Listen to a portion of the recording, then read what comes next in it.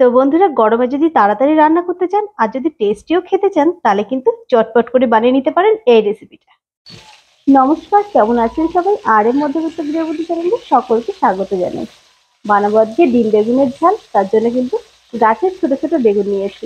আর এই যে বেগুনগুলো দেখতেই পাচ্ছেন, এরকম করে কেটে নিয়েছি। বেগুন কিন্তু আস্তেই আছে, কিন্তু কেটে নিয়েছি এরকম করে, যাতে করে মশলা, তেল, লবণ, হলুদ সবকিছু সুন্দরভাবে ঢুকে যায়। বেশি একটু মাখো মাখো ভাবতে হবে, তার জন্য কিন্তু ছোট বেগুন নেওয়া। আর এই যে তেল নিয়েছি, সর্ষের তেলে রান্নাতে হবে। তেলে কিন্তু বেগুনগুলো সুন্দর করে প্রথমে ভেজে নেব। এতে কিন্তু জল ইউজ অল্প হবে, তার জন্য কিন্তু বেগুনগুলো একটু ভেজে নিচ্ছি।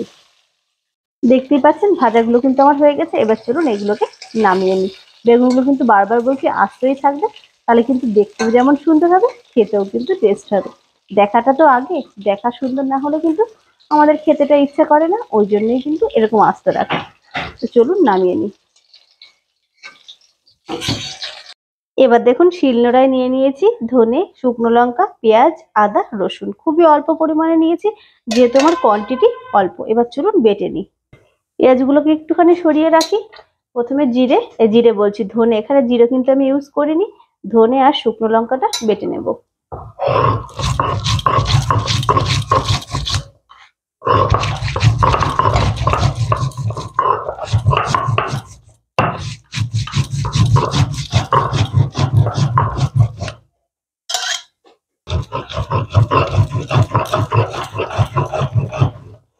বাটাটা কিন্তু প্রায় হয়ে গেছে, আর একবার দিলেই কিন্তু হয়ে যাবে।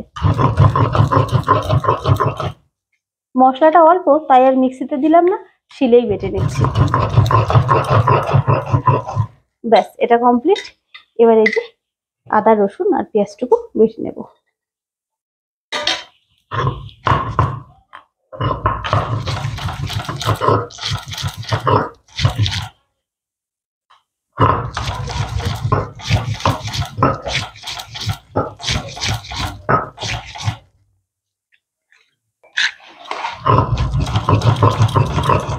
ব্যাস, পুরোটা কিন্তু কমপ্লিট হয়ে গেছে। চলুন এগুলো সবগুলো মিলে আর একবার একটুখানি বেটে নিই।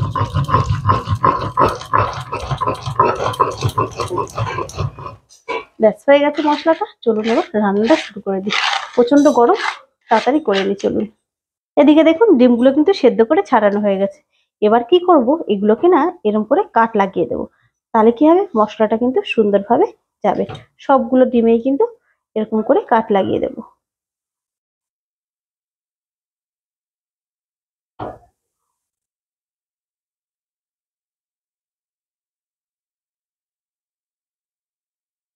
আগেই বলেছি রান্নাটা সর্ষের তেলে, কাজেই সর্ষের তেলে ডিমগুলো ছেড়ে দিলাম। এটাকে কিন্তু সুন্দর করে ভেজে নেব।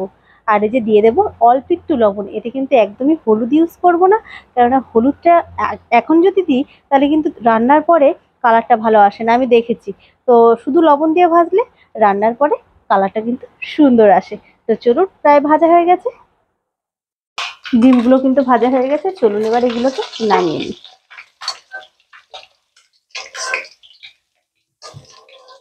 এবার ওই তেলেই এই যে সামান্য কালো জিরে ফোড়ন দিয়ে দিলাম।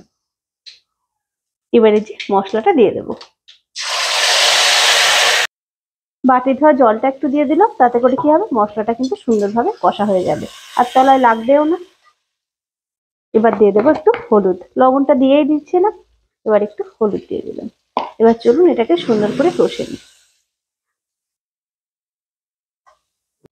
এবার দেখুন হাফ কষা যখন হয়ে যাবে, মশলাটা যখন হাফ কষা হয়ে যাবে, তখন এই যে ভাজা ডিমগুলো দিয়ে আর একটু কিন্তু কষে নেব।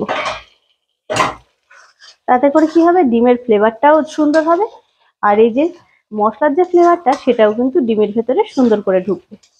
চলুন আবার একটুখানি কষে নিই।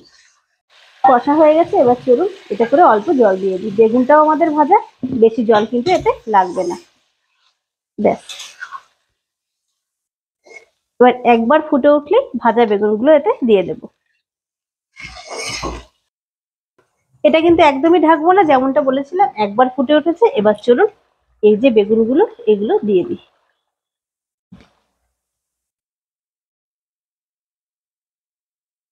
তাতে করে কি হবে, একটুখানি ঝোল আছে, এতেও একটুখানি ঢুকে যাবে, টেস্টটা ভালো হবে। এটা কিন্তু একদমই মাখো মাখো ভাবটা থাকবে, খেতে কিন্তু দারুণ টেস্ট হয়।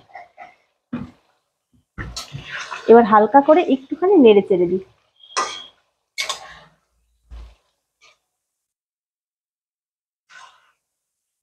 ব্যাস, একটু নেড়ে চেড়ে দিলাম, বেগুনগুলো একটু ভেতরে ঢুকিয়ে দেবো। এই যে, আর একটুখানি হলেই কিন্তু রেডি। তো দেখতেই পেলেন ঝোলটা কিন্তু একদমই শুকিয়ে গেছে, একটুখানি রস আছে, এটাও কিন্তু টেনে নেবে। চলুন এই অবস্থায় কিন্তু গ্যাসটা বন্ধ করে দেবো। চলুন এবার নামিয়ে নিই। তো বন্ধুরা আমি নামিয়ে ফেলেছি, আর এটা হতে কিন্তু একদমই সময় লাগে না। ওই ধরুন 10-15 মিনিটের মধ্যে এটা কিন্তু কমপ্লিট হয়ে যায়। খেতে কিন্তু দারুণ টেস্ট হয়। রুটি, পরোটা, ভাত সবকিছুর সঙ্গে কিন্তু অসাধারণ লাগে। আর বেগুনগুলো দেখতেই পাচ্ছেন একদমই কিন্তু ভেঙে যায়নি। এই যে একটা দেখিয়ে দিই, আর নরমও কিন্তু খুব সুন্দর হয়েছে। তো চলুন চটপট করে আপনারাও বানিয়ে ফেলুন। আজকের মতো এটুকুই, আবার একটা রেসিপি নিয়ে আপনাদের সামনে চলে আসবো। টাটা।